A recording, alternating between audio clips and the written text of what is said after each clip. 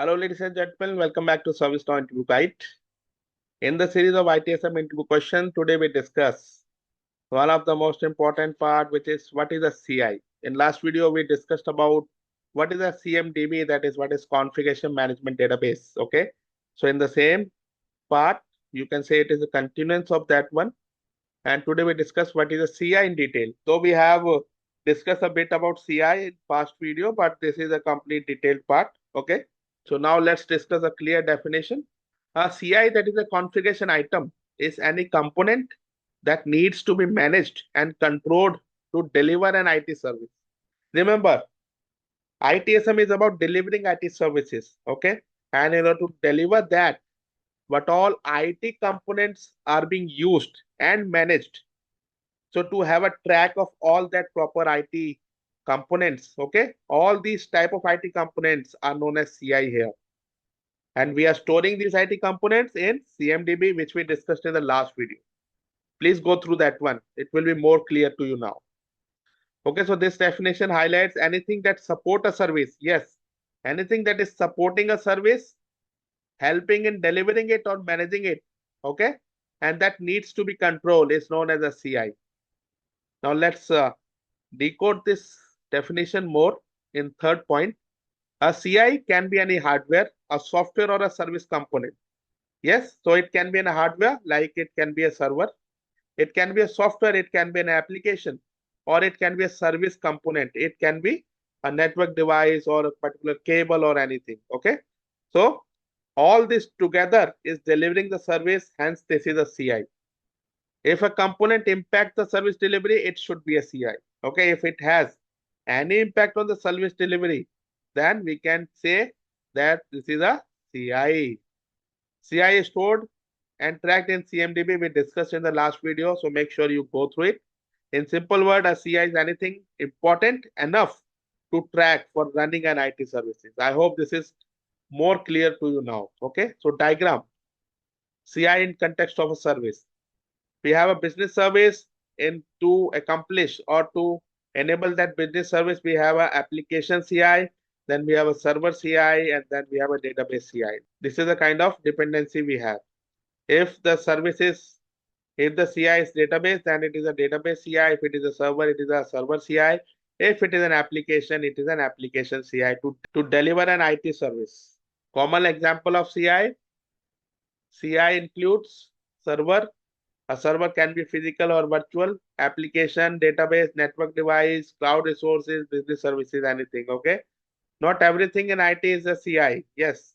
This is also everything is there a CI? No, not everything is CI. Whatever is being used and what is a component of IT, okay, that is only a CI.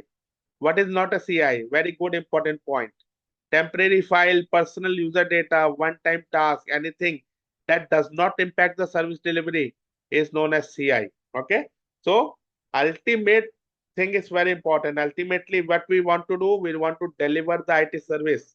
Okay. If that particular thing is not impacting IT delivery is known as CI, because okay, so now let's move to 7 where we will see more difference.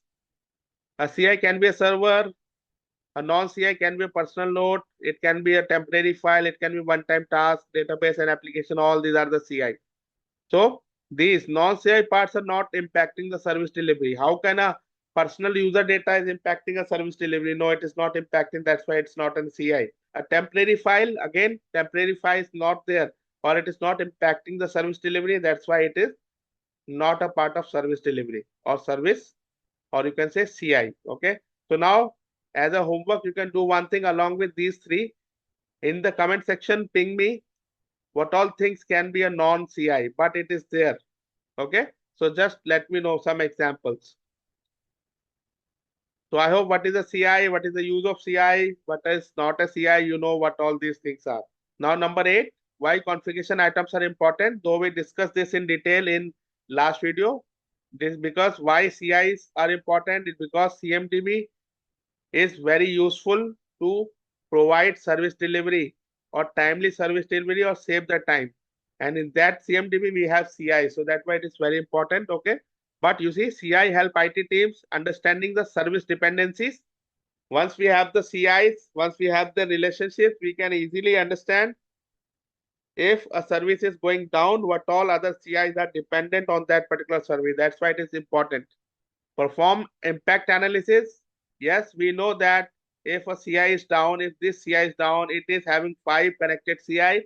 So the impact will be on those 5 CIs. So that's why this impact analysis can be easily managed or understood by CIs. Okay. Control changes.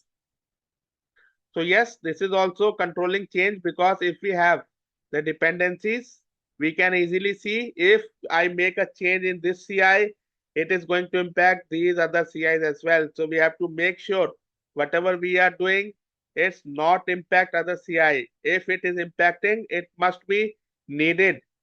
Unnecessary interruption is not needed. From where we came to know this? Just by know the dependencies of CI. Okay.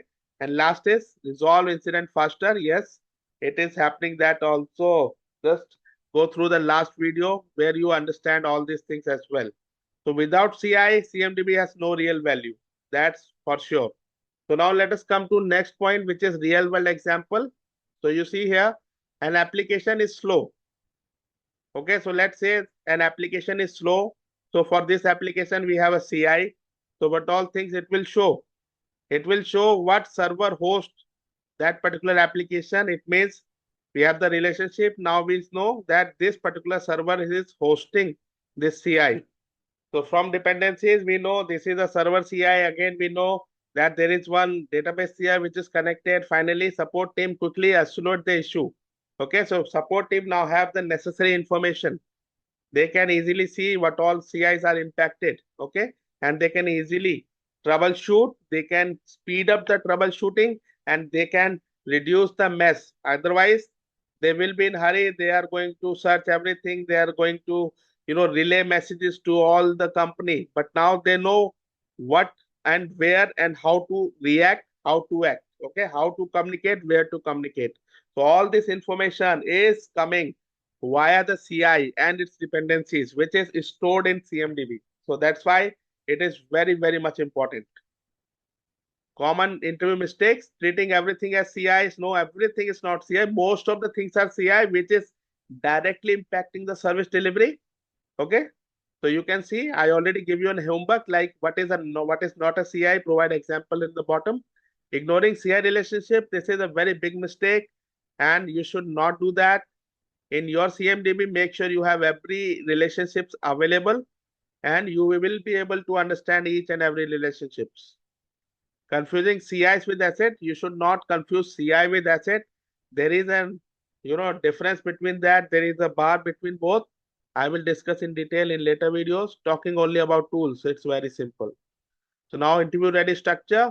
You have to know what is a CI. You have to be able to define a CI with proper details, simple explanation and definition, provide a real example, explain why CIs are important, and moreover that why CI relationships are important. Okay. Then in 12, we have a final interview tip.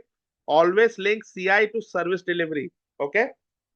If that CI supports a service, it is a CI. Now you understand what you call a CI and what you not call a CI. Very simply, I have given here. Okay.